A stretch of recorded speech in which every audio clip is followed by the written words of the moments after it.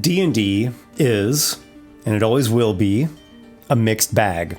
Some things about it are awesome, some things are good, some are just kind of mediocre, and some things about it are bad. So let's go over a number of the main problems and let's fix them. Really, there are solutions to everything. And in the end, we, the gamers, are the ones that make D&D what it is. And we can either contribute to these problems or we can find really cool creative solutions and implement them. So it's really on us.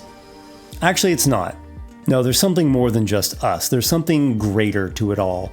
There's this blazing spirit of mythic adventure that's at the core of it. So that's more of an eternal thing, right? There's this immortal, adventurous spirit, right? This sense of going into the unknown and confronting dangers of all kinds, and you have to use everything you've got to succeed and get the treasure and level up. So that, like fantastic soul, that's really the heart of it that's driving us. So that spirit of adventure, right, that's always going to be there regardless of edition or what problems or trends or whatever changing thing. So we have to do our part. We have to play our role. I suppose another way I could put this is focus on what's great. There's a lot of great stuff about D&D.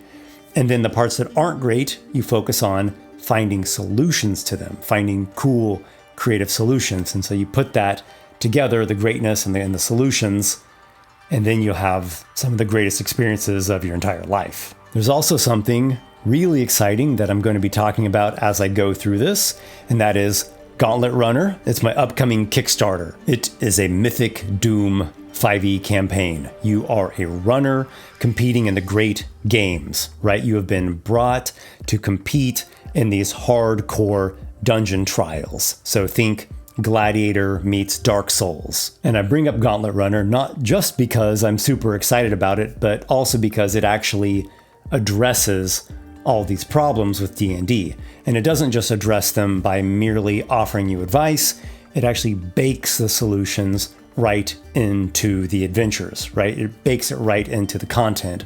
So by playing it, you are already implementing and putting into action these really cool creative solutions. And make sure to check out the link down below where you can check out this upcoming Kickstarter and get some really cool bonuses for being early. The first problem really is a lack of focus. We might call this the you meet in a tavern problem. Now, there's really nothing wrong with a tavern. The tavern really isn't the point. The point is a lack of focus. You know, there's so many adventures, published, official ones, homebrew ones, where there's this lack of focus problem. It may be meandering, it may be vague. The characters are at some place for some reason, and they're just kind of left in this like loose, open state. You see it right in the opening of the adventure, right? The opening is too open. Why exactly did we come here? Why do the characters care about this? What really is going on? You know, where's the tension? What actually interesting is happening? Unfocused, unengaged, kind of lack of motivation, a bit meandering. So the solution to that is you put the characters into immediate danger, and at the same time, you give them clear, meaningful choices to make. You have been summoned to compete in the great games. Go, you are now in the Gauntlet Dungeon. So like in the Dungeon Rats Fray, the first room is a cave. To the left-hand side, just behind a curve, you can hear a moaning zombie that's like struggling with some rats that are crawling on it.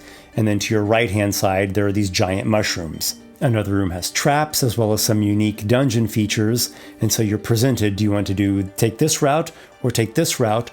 Or do you want to try to find some clever solution of your own? By presenting the players with a clear challenge, a clear danger, a clear threat, and some clear, potential choices they could make of how to take it on, they get engaged. Oh, I'm in danger. I need to survive. I could take this option, or I can come up with my own creative solution. If you leave things completely open, it actually is more difficult to come up with creative solutions. Whereas if you provide people with enough information to make tactical choices and a couple options, they can see, oh, this option fits me better, or I like that one better, or I don't like either of those, but that gives me some like reference point for me to be like cunning and come up with my own idea. There's a dungeon called the Oubliette of Dread. It comes with the bonus content that I mentioned for the early people. You start off getting lowered down into the Oubliette and you're basically turned loose there.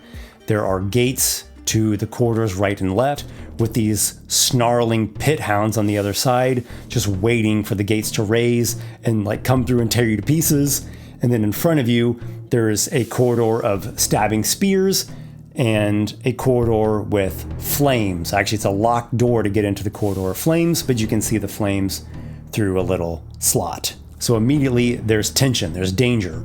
Hurry, these gates are going to open and the pit hounds are going to be unleashed upon us. Do we take the stabbing spear corridor, or do we take the corridor that's spouting flames? And how do we want to go through the corridor? What's beyond? What do our skills relate to? Or do we want to try to fight these pit hounds and find some other way? Every group that I've run this dungeon for, they've tackled it in a different way, and they're always like so engaged thinking about like, oh, what's the right strategy and what are we good at and what should we do? And there's time pressure. The characters just have 3 hours to get through this dungeon, and you can use a real world timer to track that. So the whole time everyone's engaged. We're not wasting people's time. It's not like meandering and you've got like half an hour at the beginning of talking to some vague NPC and like trying to see why you should even care about it. It just gets you right into the action and engages you with back-to-back challenges of high difficulty. You're running a gauntlet. Problem number 2, unstoppable superhero characters.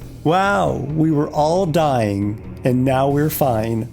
That's super. So characters in 5e are very powerful, and now with the 2024 Player's Handbook, characters are even more powerful, and healing is like double powerful and is way more accessible for everybody. And there's this ever-present 5e problem of rests, of the characters getting too many rests, and it's like in easy mode. Yeah, partially this is, on the GM, partially it's on the system. So the solution here is to pit the characters against back-to-back challenges. And if they try to rest outside of a sanctuary, monsters attack. So there's the time pressure again. You have a limited amount of time. Otherwise, there are dire consequences if you exceed that time limit. And you can't just take infinite rests, and you can't just rest at your leisure. Right? There are designated spots that don't have monsters and traps.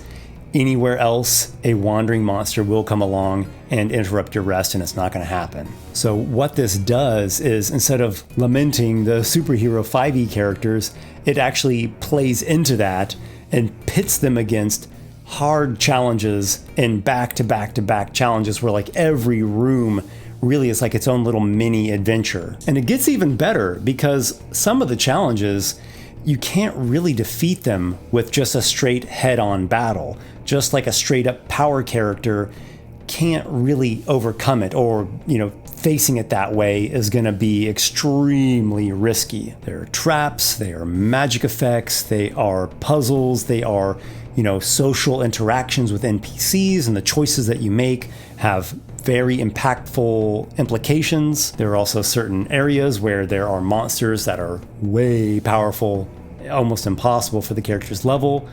But if they use their wits or they're observant, they can find some way to bypass it or subdue the monster or get around and outmaneuver it using cunning. Problem number 3, corporatized D&D, safe dungeons and approved dragons, pop D&D. Bah! I don't want boardroom meeting D&D. It feels like corporation trying to keep up with the latest trends and appease shareholders. Yeah, so instead of that, how about trailblaze, pioneer, have some guts, have some courage, right? We want passion, we want grit. Give us an inspired vision instead of trying to please everybody and offend nobody. Like, take some chances, right? Get some actual passionate artists behind this. Show us something bold, something mythic, right? We want to be swept away into a fantasy adventure, not just see modern day American cosplay. The solution to this should be obvious. I would think it would be obvious, and it is focus intensely on quality. Just on that, focus on the quality. Great adventures, great art, great game design, great storytelling and world building. That's it. Just focus on the greatness, on the high quality, and don't worry about anything else. Don't worry about lecturing and pandering and trying to make it this like perfect corporatized thing. Like, just deliver the greatness. And that's my pledge to you all with all the content that I create, my books, my adventures, my channel, everything that I'm doing. That is my focus. Quality, great adventures, great art. I want to inspire people. I want to put passion and soul into this. Hopefully when you see these things, you can see, oh, this guy is putting his blood, sweat, and tears into this. He's putting his heart and soul into this. Sacrifices were made in order to bring us these tomes. Problem number 4, how do you find a group and play? I bought your damn game. How do I actually play it? This is something that I think D&D and many tabletop role-playing games drop the ball on pretty bad. There's a widespread problem of people that want to play the game. They maybe even spend money on the game, but they actually spend more time thinking about the game and talking about the game and watching stuff about the game than actually playing it. And by more time, I mean vastly more time. The best solution that me and many others have been tapping into for a while now is a community campaign. Not a paid campaign, but out of love, people contributing together to a community. So I have a Discord community. It's called Myriad Legends, and it's lots of GMs and lots of players. We're playing Gauntlet Runner style dungeon runs. That's like the current event happening in the world, but there are other GMs that they're kind of far away from Bazagon City of Mazes, and they have their own ongoing plot lines in their own regions throughout the world. So it's kind of a whole bunch happening simultaneously in a mega campaign in this like living, thriving world. If I were Wizards of the Coast or some other big company, I would focus on establishing this as much as I possibly could. So obviously there are limitations to me and my community. I mean, there's only so many people we can take on at a time. We grow, but we have to kind of pace that growth. Everyone who is signing up for the bonus content of Gauntlet Runner, one of the perks of that is getting access to a VIP Discord server. And I will be going to that server to put out calls for players and GMs to join our community campaign. I think that's a good way to pace it and measure it out. So as availability comes open, I will be going to the Gauntlet Runner VIP's Discord and to put out calls for new players to join in, new GMs to apply. There's kind of a tryout that you do to become a GM. So you could actually be playing in Gauntlet runs. They're not literally the ones in the book, but they're in that same style, in that world, in that same great games event. You could start playing in that very soon here. Like, I'll be putting out the call here in just a couple days. And then there'll be another call sometime after that, and we'll just kind of keep going, ongoing as long as we can keep bringing in the right ratio of GMs and players. We can just keep scaling up. And as long as we don't explode Discord. There are a number of other problems that I've identified with D&D, and I've been thinking a lot about solutions to them and testing out the solutions and baking them into the content of Gauntlet Runner and also the community campaign. But those 4 are big ones. I mean, like glaring big ones. And instead of just kind of bemoaning them, I've actually found it a really cool challenge to find solutions to them.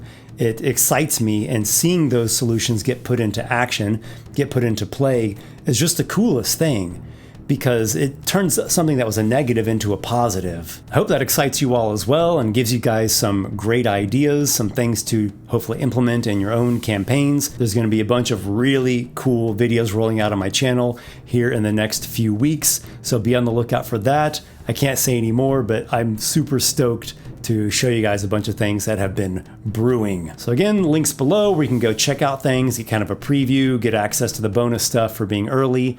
And I look forward to seeing you in another video very, very soon. May your adventures be many, my friends.